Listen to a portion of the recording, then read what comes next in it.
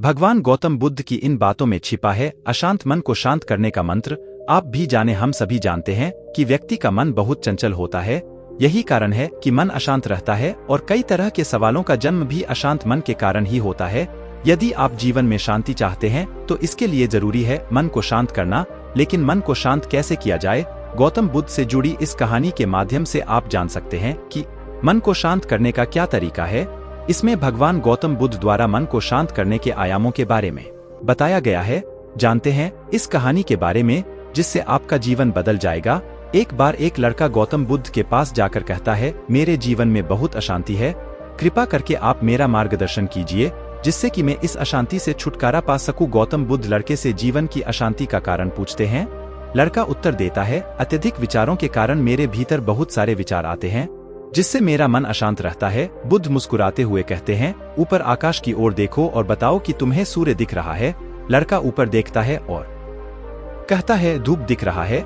बुद्ध उससे पूछते हैं कि अगर तुम लगातार धूप में खड़े रहोगे तब क्या होगा। वह कहता है, मुझे अत्यधिक गर्मी लगेगी और शरीर में बेचैनी होगी। बुद्ध लड़के से कहते हैं कि अगर धूप में खड़े रहने से तुम्हें गर्मी लगती है तो इसमें दोष किसका है, सूर्य के ताप का या तुम्हारा।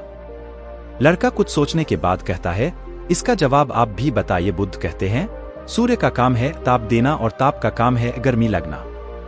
ऐसे में तो दोष तुम्हारा ही है कि तुम धूप में जाकर खड़े हुए जिससे कि तुम्हें गर्मी लगी। तुम्हें अगर शीतलता चाहिए तो तुम्हें छाव में रहना होगा। ठीक इसी तरह चंचल मन का भी स्वभाव होता है विचारों और भावनाओं को जागृत करना। विचार क्षण भर के लिए होते हैं लेकिन विचार से पैदा हुई भावनाएं देर तक टिकी रहती है। लेकिन यह तुम्हें निर्णय लेना है कि तुम्हें विचार और भावनाओं के साथ चलना है या अलग दिशा बनानी है। बुद्ध कहते हैं, मन को शांत करने के लिए तन के आयाम पर काम करना सबसे आसान तरीका है। शरीर के स्तर पर हमारी कर्मेंद्रियां और ज्ञानेंद्रियां है। कर्मेंद्रियां कर्म और ज्ञानेंद्रियां ज्ञान से जुड़ी होती है। इससे हम अपनी संवेदनशीलता को बढ़ा सकते हैं, यानी हम जो भी काम करें उसे आनंद के साथ करें। मन के आयाम से हटकर तन के आयाम पर जाने से ही तुम्हारा चित्त शांत होगा। ऐसा करने से तुम मन के आयाम से हटकर शरीर के आयाम पर आ जाओगे।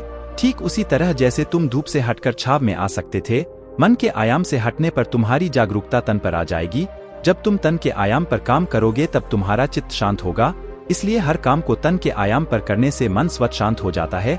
लड़का बुद्ध से कहता है, अपने भीतर के सुर को कैसे सुने। बुद्ध कहते हैं, किसी शांत स्थान पर रहकर जहां शांति हो तब अपनी आंखें बंद करो और मन के भीतर चल रहे शोर से हटकर भीतर के सुर को सुनने की कोशिश करो। सुर निरंतर चलता रहता है लेकिन बाहर के शोर के कारण तुम अपने मन के भीतर चल रहे सुर को नहीं सुन पाते हो। जब तुम अपने दोनों कानों को अपने हाथों से बंद कर दोगे तभी मन के सुर को सुन पाओगे। इस तरह तुम मन की अशांति से दूर हो जाओगे और तुम्हारा मन शांत हो जाएगा।